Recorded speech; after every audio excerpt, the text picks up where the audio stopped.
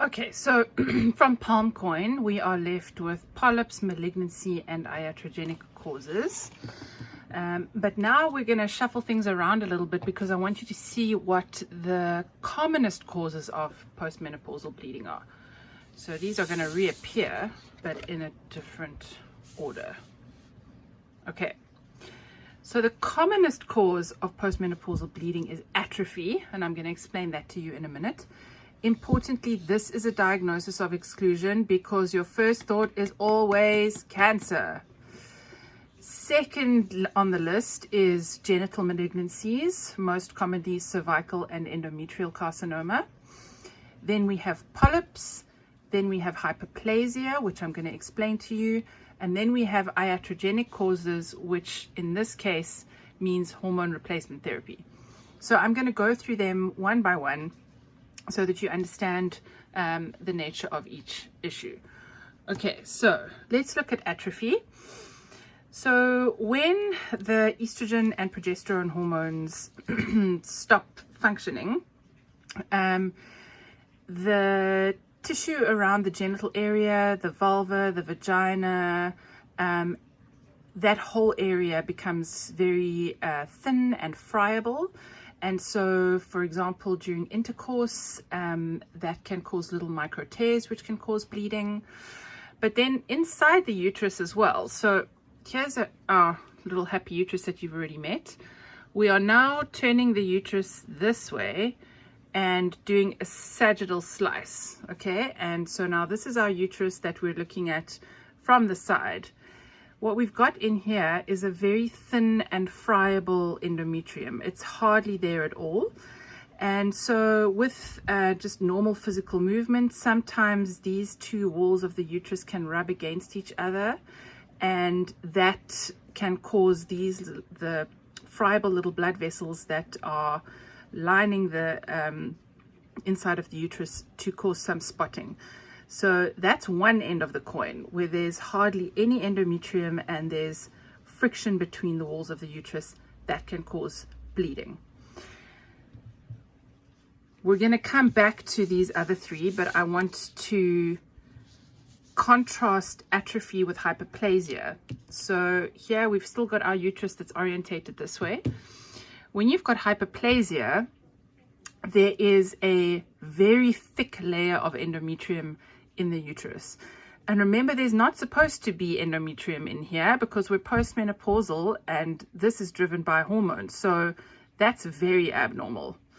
Okay, now before I explain to you the mechanism of how this happens, I want to look at polyps. So now we are looking at our uterus this way.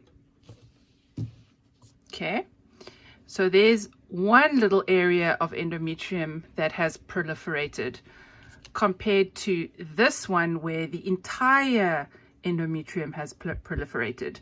And these two have a similar pathogenesis. So what could cause a woman who's not producing any hormones and therefore should not be producing any endometrial tissue, what could cause that? Well, one of the commonest associations with postmenopausal bleeding is obesity or being overweight. This is an adipose cell, okay? It's super bling. And what adipose cells do is they produce estrogen.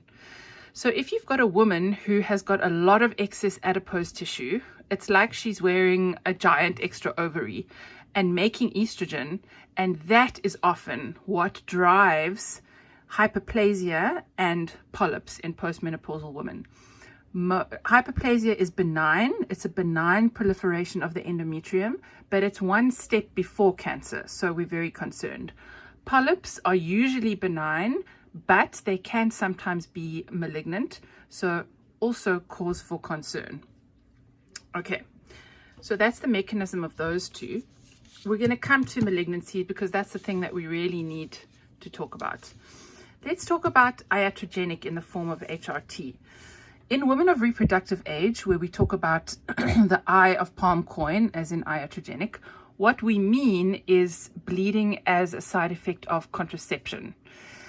When we are talking postmenopausal bleeding, what we mean by iatrogenic is a woman who has been given hormone replacement therapy, because some forms of hormone replacement therapy can bring your period back. But importantly, that period has got to be regular. So it's got to be at the same time every month, and the bleeding must not be excessive. So if you have a woman who's on the kind of HRT that brings your periods back, because they don't all, but if you are on a type that brings your periods back, those periods have got to be normal. So not too heavy in flow, and they've got to be regular. If they are not, you are going to investigate, because we're always worried about this. Okay, so we've got our atrophy, which is a diagnosis of exclusion. We've got polyps, we've got hypoplasia, and we've got our iatrogenic in the form of hormone replacement therapy. Polyps and hypoplasia are being driven by our fat cells. And in the next video, we're going to talk more about malignancies, the cervical carcinoma and endometrial carcinoma. You have done cervical carcinoma with Dr. Richardson, so I'm mainly going to be focusing on endometrial carcinoma.